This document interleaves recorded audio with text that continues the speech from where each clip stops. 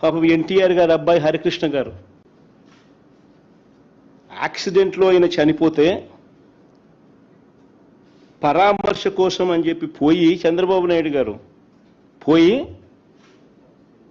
కేటీఆర్తో పొత్తులపై చంద్రబాబు మాట్లాడారు శవాన్ని పెట్టుకొని.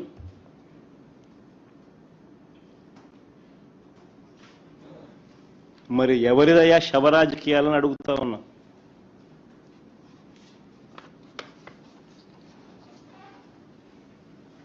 అంతేకాదు సొంత కూతుర్నిచ్చి రాజకీయ జీవితాన్ని ఇచ్చిన సొంత మామ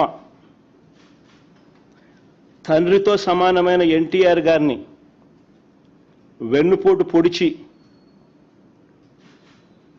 సీఎం కుర్చీని, ఆయన పార్టీని, ఆయన గుర్తును లాక్కుని ఆయన చనిపోయేట్టుగా చేసింది ఎవరయ్యా చంద్రబాబు అని అడుగుతా ఉన్నా.